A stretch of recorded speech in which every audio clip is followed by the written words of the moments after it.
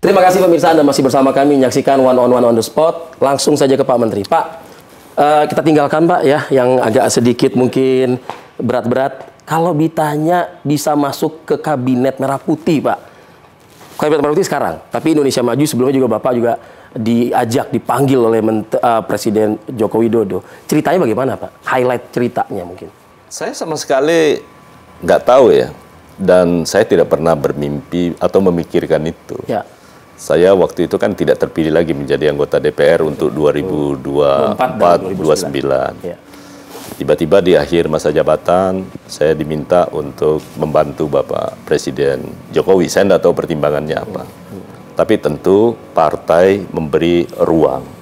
Artinya setelah ada permintaan dari Presiden Jokowi untuk meminta kepada saya, tentu atas pertimbangan sudah pasti atas restu Bapak Ketua Umum partai, ada Pak Prabowo, ada Pak Dasko, Ketua Harian, yang saya sama sekali tidak pernah nyangka soal itu. Kaget dong Pak? Ya kaget pasti, karena saya tidak pernah merasa punya kapasitas untuk duduk sebagai Menkumham. Ya. Tapi karena tugas dan tidak pernah meminta, ya saya jalani saja. Dan akhirnya berlanjut ke KMP ini? Berhasil ke KMP, sama hal yang sama. Dipanggil juga tuh sama Presiden terpilih pada saat itu. Betul. Pak Prabowo manggil, beliau cuma titip pesan, sama seperti Pak Dasko juga pesan kepada saya. Satu, jalankan tugas sebaik-baiknya, jangan neko-neko, apalagi korupsi. Karena itu saya minta kamu jalani sebagai seorang Menteri Hukum untuk menjaga regulasi yang ada.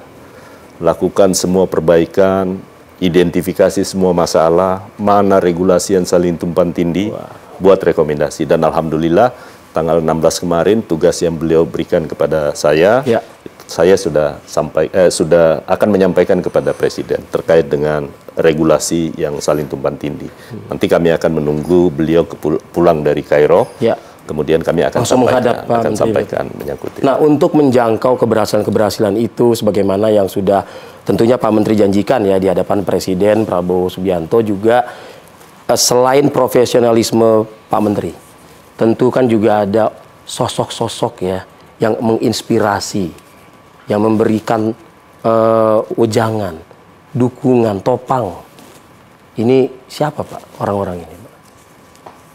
Tentu pasti kedua orang tua saya. Pasti. Itu udah pastilah. Saya memiliki karakter seperti ini karena tentu tidak lepas dari almarhum orang tua bapak saya, ya. Kemudian juga ibu saya. Karena kan karakter itu nggak boleh dibentuk dalam waktu yang singkat. Ya kan, dia butuh proses dan dia butuh tokoh untuk bisa dijadikan panutan. Tapi dalam perjalanan karir, saya rasa banyak orang yang berjasa terhadap apa yang saya bisa capai sekarang. Sekarang beliau adalah Gubernur Sulawesi Tengah, Pak Rusdi Mastura. Di saat awal saya meniti karir, ya, baik sebagai pengusaha maupun. Yang kedua ada Pak Longki Janggola, juga mantan gubernur.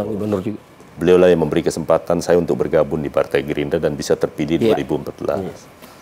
Kemudian di nasional, saya rasa Pak Dasko, kemudian Pak Oni, juga Pak Sekretaris Jenderal, terutama kepada Pak Prabowo tentu, yang memberi ruang yang luar biasa. Kesempatan juga. Saya terinspirasi atas semua hal yang Bapak Presiden bicarakan, dan itu setelah beliau menjadi Presiden, saya semakin sadar bahwa beliau tidak pernah berubah tentang apapun. Sejak awal saya mengenal beliau sampai hari ini, yang dibicarakan hal yang sama. Karena itu pun saya terapkan sekarang di Kementerian Hukum. Ada dua hal yang saya lakukan sekarang. Apa itu, Pak? Yang pertama adalah saya memastikan bahwa merit system itu di Kementerian Hukum ini jalan.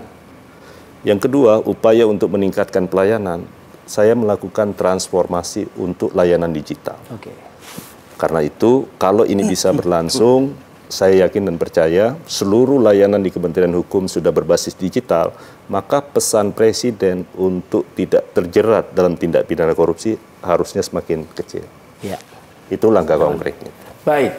Terima kasih banyak Pak Menteri atas waktunya berbincang bersama kami di One on the Spot. Sukses untuk Pak Menteri, Pak Supratman Andi Aktas, dan selamat bekerja dan berkarya untuk negeri, Pak. Sekali lagi terima kasih. Assalamualaikum Pak Menteri. Dan pemirsa, ini adalah akhir kebersamaan kita di One on the Spot. Kita tentunya masih akan terus mewawancari sosok penting ya di negeri ini di episode-episode berikutnya. Akhir kata saya Arif Fadil, kita jumpa lagi pekan depan. Selamat malam, sampai jumpa.